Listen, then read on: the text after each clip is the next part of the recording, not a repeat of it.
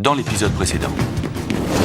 Arrêtez de perdre votre temps avec Arima. Alors dans cette vidéo, je vais vous montrer comment calculer son score sur Arima. Ce que vous devez savoir, c'est que derrière Arima, là, c'est pas l'homme qui est là-bas, c'est le logiciel.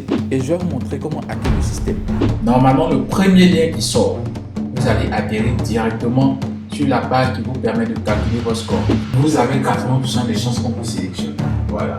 Donc, on va essayer de recommencer assez rapidement. Pour vous montrer un autre test de quelqu'un qui a un score moyen, vous allez voir.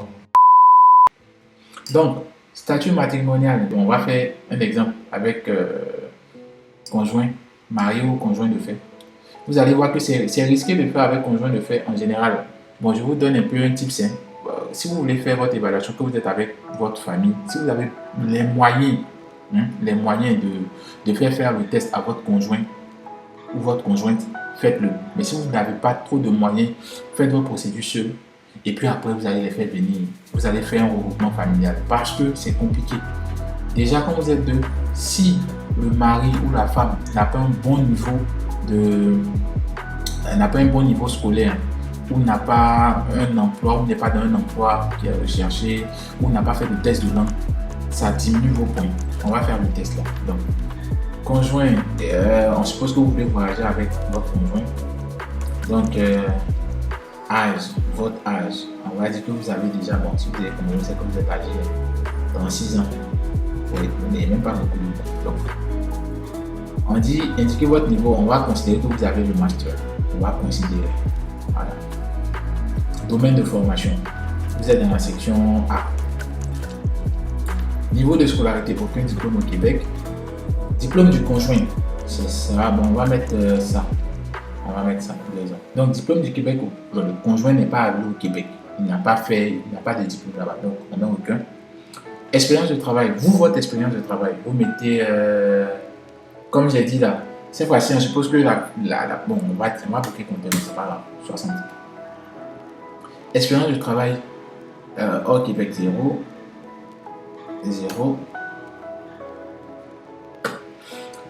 Diagnostic de main de profession exercée, oui. On va supposer, bon, on va prendre, je sais même pas, 1, 2. Je sais même pas c'est quel CNP, mais allons. Donc, on suppose que la personne a 24, bon, à ça, expérience. Offre d'emploi validé, non. Avez-vous passé un test de français? Si vous avez passé le test de français, oui. Donc, résultat, on suppose que vous avez tué pour tuer, même expression orale, C2.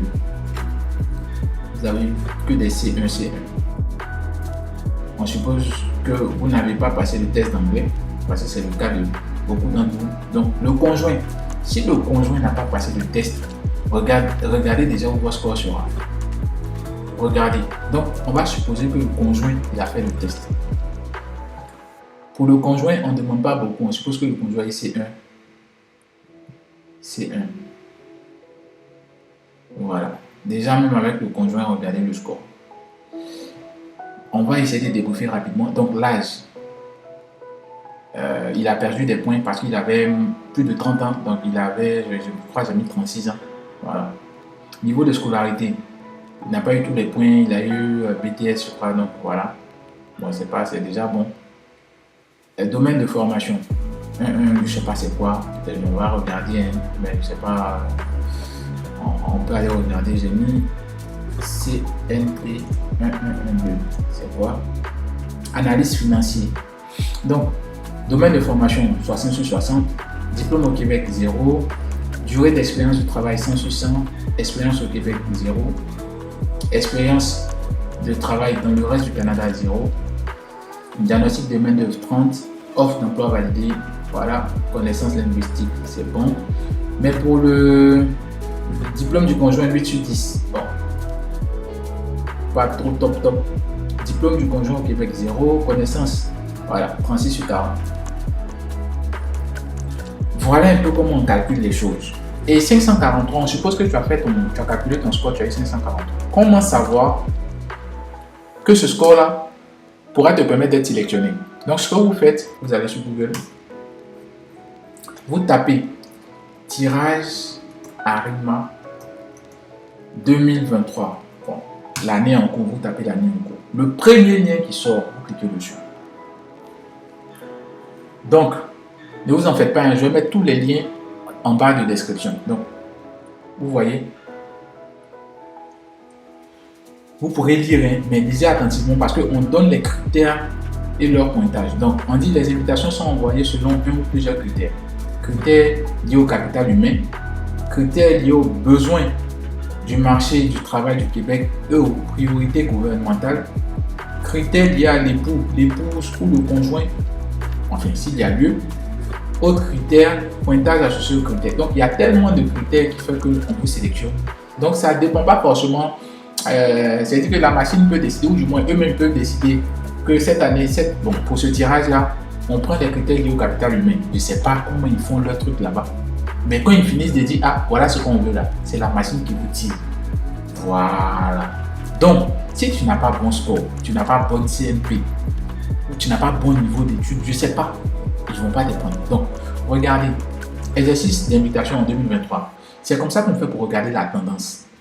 Là, ce sont les invitations de l'année 2023. En bas, si vous regardez, il y aura les invitations de 2022, 2021, 2020, 2019. Vous prenez pour l'année en cours ou l'année antérieure. Donc, on va rester en 2023. Regardez le tirage de février. Voilà les invitations qu'ils ont envoyées en février.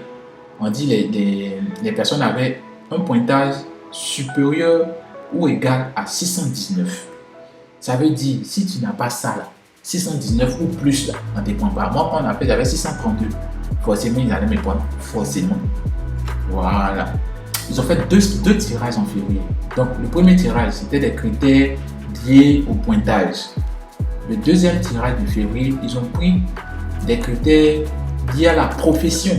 C'est-à-dire que si ta profession est dans ça là, et que tu avais un pointage, et que tu as un pointage supérieur à 583, c'est-à-dire que si tu as fait que ton pointage est arrivé à 583, et que ta CNP figure parmi celles qui sont là, tu es sauvé. Tu es sauvé. Ils vont te prendre forcément. Donc, si tu as vu pour février, c'est comme ça que tu as fait, que tu vois que ta CNP est arrivée, par exemple, on prend le cas qu'on vient de faire. La personne avait CNP 543. Si tu veux augmenter tes chances, va compléter le test d'anglais ou bien enlève ton mari dedans ou ta femme dedans. Fais ton truc toi seul. Tu arrives à 585. Tu sais cuire maintenant. Tu sais cuire. C'est cuire là, ça veut dire tu conspires. Conspirer là, ça veut dire que tu pries Dieu. Bon, je ne sais pas. Ça, c'est un langage ivoirien. Voilà. Tu sais cuire pour être dedans. Donc, on va regarder le tirage passé. Le 7 septembre, il y a eu un tirage. Ils ont fait un tirage sur les critères de points. Donc, on dit ces invitations s'adressaient aux personnes répondant aux critères suivants. Elles avaient des connaissances en français niveau 7 ou plus. C'est-à-dire que dans ton test de français, là, si tu as niveau 7 ou plus, voilà. Et puis ton score dépassait 586, ils vont te tirer forcé. Ils vont te tirer forcé. Ici, c'est pour ceux qui devinaient notre emploi, mais voilà, c'est comme ça fonctionne. C'est comme ça fonctionne. Et vous allez voir que dans chaque mois, on fait au moins 2 tirages sur plusieurs critères. Ici, c'était le critère en août. Ils ont fait le premier tirage pour des quoi. Ceux qui avaient un niveau de français plus de 7 et puis un score supérieur à 591. Le deuxième tirage, c'était lié à la CNP. Donc à chaque fois, ils font comme ça. Voilà comment ça fonctionne. Donc je vous ai montré comment hacker le système. Tu sais maintenant comment venir voir les tendances du moment en termes de tirage. Tu sais comment aller calculer ton score. Tu sais où tu n'as pas beaucoup de points là. Il faut t'arranger. Ça, il y a des petits secrets, il y a des petits topos. Ça, je donne ça à mes clients, ceux qui viennent vers moi pour que je les accompagne. Il y a des petits topos pour contourner, mais ça, on ne dit pas ça comme ça à la télé.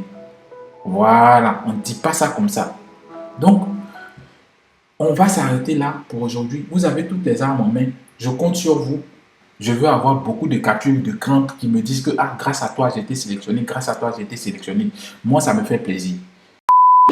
Voilà la famille, c'est tout pour cette vidéo. J'espère qu'elle vous aura éclairé. Si c'est le cas, lâchez un pouce vers le haut, abonnez-vous et partagez la vidéo. C'est important. Dans la prochaine vidéo, je vous montrerai comment bien créer son compte sur Arima.